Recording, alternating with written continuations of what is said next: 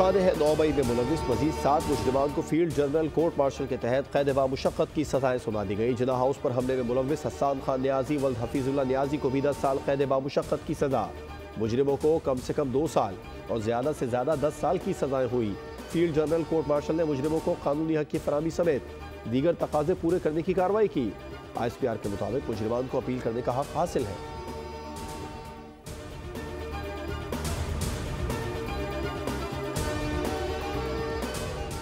और खैबर पख्तूनख्वा में security forces की 3 मुख्तलिफ कार्रवाइयाँ 13 खारजी दहशत गर्द जहन्नुम वासिल कर दिए गए। ISPR के मुताबिक जानी खेल में 2, शुमाली वजीरिस्तान में 5 खारजी दहशत गर्द हलाक, 8 जख्मी हो गए, जबकि दस्तों की क़यादत करते हुए दहशत गर्दों का बहादुरी से मुकाबला करने वाले मेजर मोहम्मद अवैस शहीद हो गए। मेजर मोहम्मद अवैस शहीद का ताल्लुक नारोवाल से था। ISPR के मुताबिक सिक्योरिटी फोर्सेज ने तीसरी कार्रवाई जुनूबी वजीरिस्तान में की, जहाँ 6 खारजी दहशतगर्द हलाक और 8 जख्मी हो गए। सदर वजीर आज़म वजीर दाखिला का सिक्योरिटी फोर्सेज को खिराज तहसीन, शहीद मेजर मोहम्मद अवैस को खिराज अकीदत पेश किया। पाकिस्तानी कंपनियों और फर्द पर अमरीकी पाबंदियों का फैसला एक तरफा है। पाकिस्तान का मिसाइल प्रोग्राम दिफाई नौयत का है और ये किसी भी तरह अमरीका या किसी और मुल्क के खिलाफ नहीं।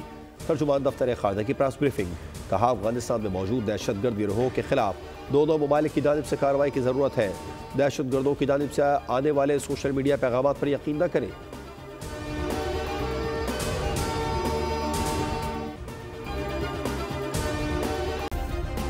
सब्सक्राइब करें और बेल दबाएं ताकि कोई खबर रह न जाए।